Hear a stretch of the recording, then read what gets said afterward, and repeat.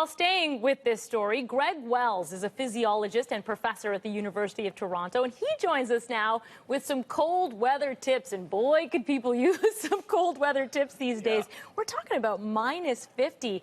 Give us a sense, Greg, how we know to bundle up, but how do our bodies react in extreme cold weather? What's going on inside there? Well, your body does whatever it can to protect itself. So the first thing that it does is it moves blood to warmer areas.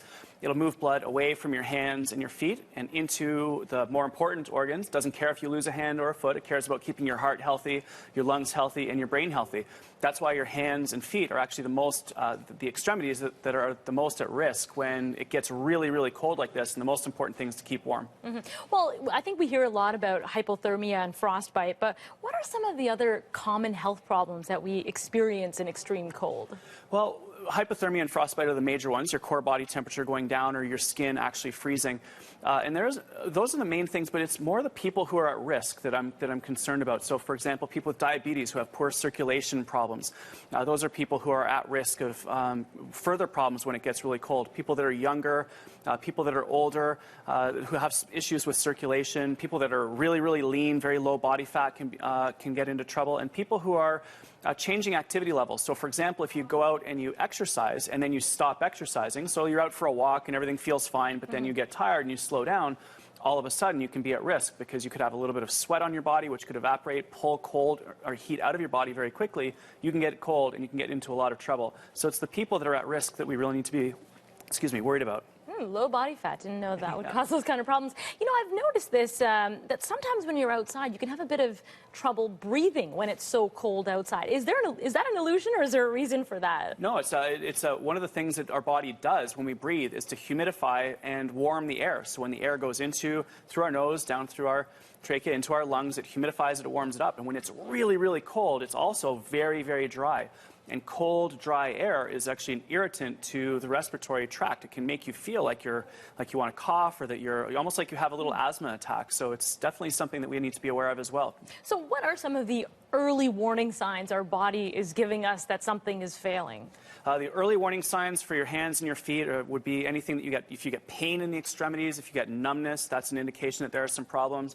If you're looking at the skin and it's getting very bright red, or if it's turning white, that's an indication that your skin could be getting into problem. And then the other one is shivering.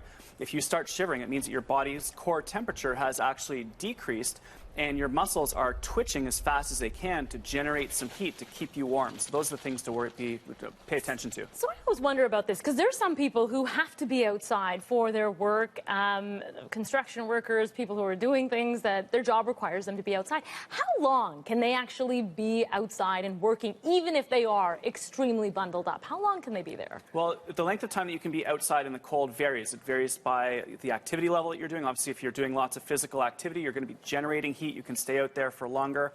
It depends to a certain degree on how cold it is outside. So if you're minus 50, obviously it's much less than if you're minus 30. So the length of time that you're out there depends upon the activity level, depends upon the actual temperature. It can depend upon the wind as well. The windier it is, the less time that you have.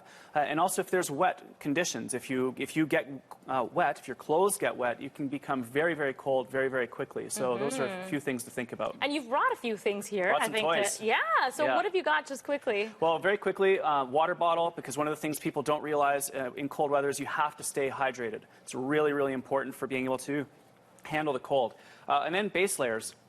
One of the best ways to handle being out in the cold is to use multiple layers of clothing. So a base layer, a shirt, and then this looks warm. It's very light, though, at the same time. Some amazing new technology. That jacket's actually 2 ounces, and it is fine. I wore it the other day on a run. It was in minus 17, and I didn't even notice it. And then obviously the hats and gloves to keep your extremities warm. But there's some incredible new technologies that are out that allow people to get outside, to be able to exercise, to be able to stay active, even though it's really cold. And actually, it can be quite, believe it or not, it can actually be a little bit of fun. Believe it or not. Greg, thanks so much for this. Much appreciate your insight and your time.